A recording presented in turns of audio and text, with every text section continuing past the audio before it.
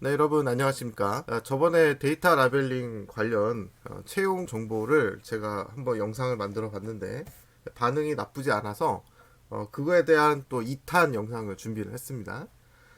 가끔 엑셀 전문가를 채용하는 공고를 보게 되는데 여러분이 그것에 대해서 어느 정도 지식을 가지고 준비를 하셔야지 데이터 라벨링처럼 곤란한 일을 겪지 않을 수 있으니까 제가 알고 있는 정보를 최대한 드리도록 하겠습니다. 사실 엑셀이라는 프로그램이 사회 전반에 너무 다양하게 쓰이고 있어서 제가 본 것은 그것의 극히 일부에 지나지 않을 수도 있다는 점을 미리 말씀을 드립니다. 자, 일단 엑셀이 뭔지를 좀 알아야 되는데요. 엑셀은 이런 프로그램을 말합니다. 표가 끊임없이 이어져 있는 이런 형태의 문서를 스프레드 시트라고 부르는데, 옛날에는 스프레드 시트라 그러면 무조건 엑셀을 가리키는 것이었지만 지금 화면에 띄운 거는 엑셀이 아니라 한글과 컴퓨터사에서 만든 한셀이라는 프로그램이에요. 엑셀이랑 거의 비슷합니다. 그 다음에 최근에는 구글 스프레드 시트 이런 거를 이용하시는 분들도 많고, 어쨌든 형태는 겉으로 보기에는 거의 똑같습니다. 가로에 A, B, C, D, E, F, G, 세로열에 1, 2, 3, 4, 5, 6, 7, 8 이렇게 나열이 돼 있어가지고 어떤 데이터를 특정한 기준에 따라서 쭉 늘어놓기가 되게 좋은 그런 형태의 문서를 스프레드 시트, 그냥 엑셀이라고 부를게요. 엑셀은 주로 뽑는 분야가 사무직과 사무보조가 있습니다. 이거를 저는 예전에 구분을 못 해가지고 아무데나 막 지원을 했었는데 아주 큰 차이가 있어요. 사무직이라는 거는 보통 화이트 칼라, 와이셔츠 입고 사무실에서 일하는 그런 직종을 말하죠. 보통 연봉 3천 이상의 전문직 일이라고 볼 수가 있겠습니다. 근데 사무 보조는 이 보조자가 붙으면은요, 모든 분야에서 비전문가를 의미합니다. 누군가의 밑에서 일을 조금 돕는 정도의 도우미 같은 성격이기 때문에 큰 돈을 받으실 수는 없고요. 뭐 중소기업 같은 경우에는 사무보조라고 써놓고는 실제로는 사무직이 하는 일을 시키는 경우가 많아요. 그러니까 업무량도 많고 되게 어려운 업무인데 실제로는 사무보조에 해당하는 적은 임금을 주는 경우들이 있으니까 여러분이 만약에 나는 어느 정도 학력이 있고 컴퓨터에 대한 지식도 풍부하다 그러면은 사무보조를 절대 지원하지 마시고 사무직을 지원을 하셔야 됩니다. 연봉 차이가 굉장히 커요. 엑셀을 활용하는 분야는 이제 크게 5가지 정도로 저는 보고 있습니다. 하나하나 말씀을 드리도록 할게요. 첫째는 재고 관리나 입출고와 관련된 업무를 많이 채용을 합니다. 제가 실제로 일해본 회사가 용산에 있는 컴퓨터 매장이 있었고요. 그 다음에 뭐 출판사가 있었고요. 그 다음에 인터넷 쇼핑몰이 있었습니다. 다양한 회사에서 일을 해봤죠. 용산 컴퓨터 매장 같은 경우는 어떻게 되냐면 작은 가게지만 가게 뒤에 창고가 있어요. 그래가지고 굉장히 다양한 컴퓨터 주변 기기를 취급합니다. 그래픽 카드, 사운드 카드, CD-롬, 뭐 노트북용, 뭐 하드디스크 해가지고 엄청나게 종류가 많은데 거의 한 500가지 이상의 부품을 취급하는 회사였어요. 일반적으로 용산에 있는 회사들은 다 그런 식입니다. 그래서 이거를 매일매일 재고 관리를 합니다. 재고 관리가 뭐예요? 물건의 수량이 실제로 그 수량이 맞는지를 체크하는 과정이거든요. 예를 들면 그래픽 카드가 예를 들면 500개가 있어야 되는데 창고에 들어가서 정말로 500개가 있는지 하나하나 다 세보는 업무입니다. 물론 잘 안 팔리는 주변 기기 같은 경우는 박스째 놓여 있는 경우가 많기 때문에 박스에 뭐 400개 이렇게 써 있으면 그냥 400개라고 바로 적으면 되지만 수시로 나가고 들어오고 하는 부품인 경우에는 매일매일 그 수량을 체크를 해서 컴퓨터에 기록한 개수와 실제 개수가 같은지를 확인을 해야 되는 거죠. 근데 다른 회사 같은 경우에는 재고 관리를 보통 한 달에 한 번 정도 실시를 하는데 용산 같은 경우에는 워낙 들어오고 나가는 그 수량이 빈번하다 보니까 거의 매일 재고 관리를 해요. 이게 부품 수가 많다 보니까 퇴근 후에 재고 관리하는 데만 뭐 최소 1시간에서 2시간 정도 걸립니다. 그러니까 여러분은 절대 정시에 퇴근할 수 없다는 얘기죠. 출판사에서는 어떤 일이 있었냐면 출판사다 보니까 그 회사에서 출판한 그런 책들이 굉장히 많을 거 아니에요. 회사에서 자체적으로 도서관 같은 창고를 보유를 하고 있습니다.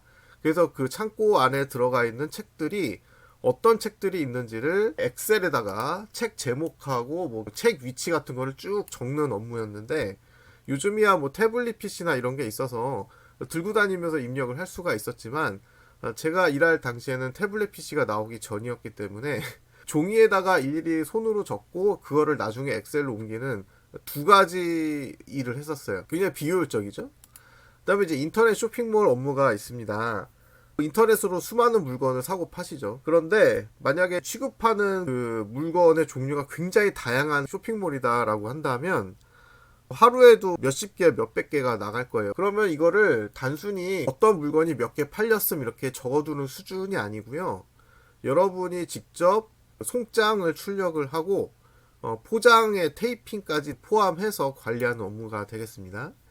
예전에 어떤 동대문 의류 쇼핑몰에서 택배 포장하는 거를 본 적이 있는데, 아침부터 저녁까지 쉬지 않고 포장을 해요. 근데 이렇게 되면은 초보자분들이 실수를 할 수 있는 게, 예를 들면 노란 티셔츠를 보내야 되는데 실수로 빨간 티셔츠를 보낸다거나, 66 사이즈를 포장을 해야 되는데 실수로 77 사이즈를 포장을 한다거나, 물건을 하나만 넣어서 보내야 되는데 두 개를 넣어서 보낸다거나, 이렇게 배송 실수가 발생을 하게 돼요. 실수가 발생하면은 당연히 소비자들로부터 불만이 발생을 하게 되고, 환불이나 교환을 해줘야 되니까 거기서 택배 손해 비용도 발생을 하고, 재고 관리도 다시 해줘야 되고 하니까 인간으로서 실수를 할 수는 있습니다. 근데 초보자가 한꺼번에 갑자기 많은 업무가 주어지게 되면은 이게 심적으로 부담이 되면서 안 하던 실수도 할 수가 있어요. 두 번째는 분명히 간단한 입력 업무라고 해서 들어가 봤더니 이런 업무를 시키더라라는 경우가 있습니다. 일단 구매 발주가 있는데요. 예를 들면 어떤 중소기업에서 여러 가지 부품을 조립해서 완제품을 만드는 일이라고 가정을 해볼게요. 예를 들면 선풍기를 제조한다 그러면 프로펠러도 사야 되고 버튼도 사야 되고 뭐 칩도 사야 되고 막 그래야 되잖아요. 그럼 그 각각의 부품을 만드는 회사들한테 다 연락을 해서, 보통 전화나 팩스를 이용을 합니다. 걔네들한테 수량을 몇 개씩 주문을 해요. 예를 들면 이번 달에 선풍기를 1000대를 조립한다 그러면은 부품도 넉넉하게 한 1200개 정도 주문을 하면 되겠죠. 부족하면 안 돼요. 근데 너무 많아도 안 돼요. 왜냐면은 쓸데없이 남는 부품은 재고로 떠안게 되기 때문에, 만약에 쓸데없이 많이 주문을 하게 되면은 욕먹습니다. 수많은 부품을 파는 업체들이 있을 거 아니에요. 그 업체들하고 사이를 좋게 지내야 되는데, 부품을 주문하는 사람과 업체 간의 1대1로 이루어지기 때문에 여러분이 이 업체를 만나는 얼굴이 될 거예요. 예를 들면은 똑같은 부품을 만드는 회사가 ABC라는 회사가 있는데, A라는 회사하고 손절을 하게 됐어. 그럼 이제 B랑 C라는 회사랑 친하게 지내야 되는 거잖아요. ABC는 서로 간의 경쟁 회사가 되기 때문에 서로 사이가 안 좋은데, 나는 이 ABC라는 회사와 다 사이가 좋아야 돼. 이런 또 복잡한 심리적인 문제가 발생을 합니다. 이것만 해도 되게 피곤한 일이거든요. 근데 갑자기 이런 거를 시키는 거예요. 저는 태어나서 단 한 번도 격리 업무라는 걸 해본 적이 없는데, 얼마의 수량을 주문을 하면은 영수증이 있을 거 아니에요? 그 영수증을 잘 모아둡니다. 날짜별로. 그래가지고 월 말에 구매한 내역을 전부 다 엑셀로 계산을 해가지고 총 구매 비용이 예를 들면 뭐 몇천만 원이다. 그러면 그 몇천만 원을 각각의 업체에다가 한꺼번에 입금을 하는 거죠. 그러니까 구매를 할 때마다 입금을 하면 너무 입금 출금이 잦으니까 한 달 단위로 몰아서 한다는 거예요. 근데 이게 업체 종류가 많으면은 굉장히 머리가 아프고, 이거를 한꺼번에 정리해서 하려고 그러면은 수치가 자꾸 달라집니다. 분명히 정확하게 입력한 줄 알았는데 뭐가 누락이 됐던지 뭐 잘못 입력이 됐던지 뭐 그래가지고 굉장히 피곤한 업무가 되겠어요. 이런 업무들은 공장이나 창고 같은 거를 가지는 그런 회사들에서 많이 채용을 하는데, 그냥 단순히 엑셀을 하실 수 있는 분, 단순 입력 이런 식으로 사람을 꼬시거든요. 근데 이 업무들의 난이도는 굉장히 높습니다. 사무보조라고 해놓고 임금을 적게 주는 경우들이 있으니까 주의하시기 바랍니다. 세 번째는 단순히 전산 입력입니다. 타이핑만 하면 됩니다. 이런 식으로 사람을 꼬셔요. 그런데 실체를 알아보면은 텔레마케팅인 경우가 많습니다. 엑셀에 나와 있는 고객 정보, 그러니까 뭐 전화번호나 이메일 주소 같은 걸 보고 연락을 해서, 예를 들면 핸드폰이 새로 나왔는데 구매를 하시겠습니까? 이런 전화 많이 받아보셨죠? 이런 업무들이 보통 전산 입력이라고 해놓고 하는 텔레마케팅 업무가 되겠습니다. 그리고 예를 들면 내가 KT라는 인터넷 회사를 쓰고 있다가 속도가 느려서 마음에 안 들어. 그래서 해지를 하고 SKT 같은 다른 회사를 이용을 하려고 해. 그래서 해지 신청을 눌렀더니 갑자기 전화가 와가지고, 아, 고객님, 저희가 뭐 이런 사은품을 드릴 테니까 한 달만 더 써보세요. 뭐 이런 식으로 꼬시거든요. 해지 방어라고 하는데, 해지를 못하게 방어를 하는 거예요. 근데 고객은 이미 불만이 가득 쌓인 상태에서 해지 신청을 한 상태이기 때문에 무슨 말을 해도 사실 이게 방어가 안 됩니다. 그냥 해지 신청을 하면은 그냥 해지를 하는 게 맞아요. 근데 그 불만을 전화를 받는 여러분한테 다 쏟아내고, 언어 폭력은 기본이고요. 여러분이 마음의 상처를 많이 받으실 거예요. 저는 뭐 이런 전화를 받아본 적은 없지만 이런 거를 또 소재로 한 영화가 있을 정도로 이런 일을 하는 분들의 직업적인 고통이 말도 못하다고 들었습니다. 자, 네 번째는 인사관리인데요. 이 부분은 제가 겪어보지는 않았지만 회사 내 직원들이 어떤 식으로 일을 하고 있는지를 세세하게 다 엑셀에다 기록을 한다고 해요. 예를 들면은 뭐 김 대리는 뭐 하루에 몇 번 커피를 마시러 간다더라. 이 부장은 하루에 담배를 몇 번 피러 간다더라. 이런 것들을 세세하게 다 기록을 해가지고 나중에 진급을 시킬지 누락을 시킬지 결정을 한다는 거예요. 회사 내에 일어나는 일들을 속속들이 다 알고 있어야 된다는 얘기죠. 여러분에 의해서 그 사람이 잘릴 수도 있고 진급이 될 수도 있기 때문에 다른 사람들이 여러분을 굉장히 눈치를 볼 수밖에 없습니다. 하지만 여러분은 실제로는 아무 힘없는 사무직원일 뿐이죠. 사람을 자르거나 진급시키는 거는 위에 분들이 결정할 문제니까. 근데 위에 분들은 가만히 앉아서 여러분이 제출하는 이런 엑셀 자료를 보고 결정을 내리시겠죠. 그러니까 함부로 입력하기가 굉장히 무서운 일입니다. 마지막으로 함수나 VBA를 쓰는 회사들이 있어요. 근데 제가 보기에는 엑셀 업무 중에 함수를 입력해야 되는 일은 전체 10% 정도밖에 안 된다고 생각을 합니다. 물론 엑셀에서 함수를 쓰면 굉장히 편리하기는 해요. 근데 이게 대단히 복잡하고요. 특히 VBA를 쓰는 회사는 더더욱 적습니다. 그러니까 여러분이 함수나 VBA 전문가라고 해서 이것만 가지고 내가 취업이 될 거야 라고 생각하시면 안 돼요. 실제로 시키는 업무는 전혀 다른 업무일 수도 있거든요. 만약에 이거를 해가지고 일을 한다 그러면은 보통 회사의 매출을 분석하는 일에 투입이 됩니다.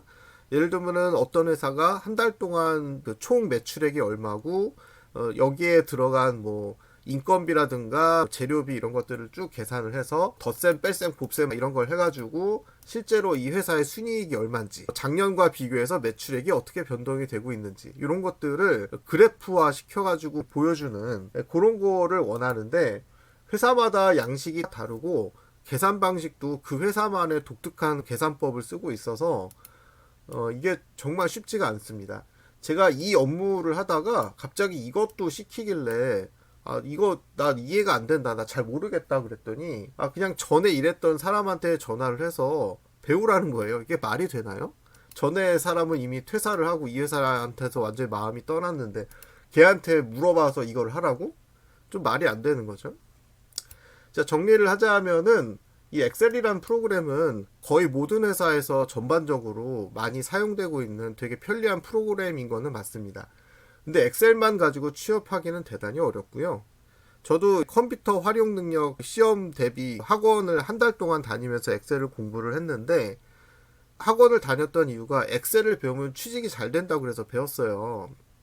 근데 실제로 엑셀을 가지고 취업을 하려고 그랬더니 이런 상황들이 벌어지고, 여러분이 만약에 이런 업무를 감당할 수 있으면 하시면 됩니다. 재고 관리 그거 물건 세는 거 그게 별거야? 뭐 그러면 그냥 하시면 되는 거죠. 나는 이런 좀 책임감이 큰 일을 할 줄은 전혀 몰랐는데, 단순 입력인 줄 알았는데 이거는 나한테 너무 부담스러워. 그러면은 이런 쪽 업무를 이제 피하시면 되겠죠. 근데 이런 많은 회사들이 채용 공고에 정확하게 엑셀을 가지고 무슨 일을 하는지 잘 안 써놓는 경우가 많습니다. 만약에 이런 쪽 업무를 좀 피하고 싶다 그러면은 그 회사에 전화를 해서 구체적으로 어떤 일을 하느냐라고 물어보셔야 돼요. 근데 그쪽에서 만약에 답변이 어물어물하고 대충 그냥 넘어가려고 그런다 그러면 웬만해서는 피하시는 게 좋습니다. 자, 이렇게 해서 엑셀 관련 채용 일들이 어떻게 이루어지고 있는지 정리를 좀 해봤는데요. 만약에 여러분이 엑셀을 조금 공부를 해야 된다라고 생각하시면은 영상 하단에 제가 링크를 넣어놨어요. 공짜로 엑셀을 배울 수 있는 카페가 있으니까 거기를 이용해 주시면 되겠습니다. 여러분 이 영상이 도움이 되셨다면 구독, 좋아요 눌러주시고요. 다음번에도 여러분께 도움이 되는 영상을 제작을 하도록 할 테니까 많은 기대 바라겠습니다. 시청해 주셔서 감사합니다.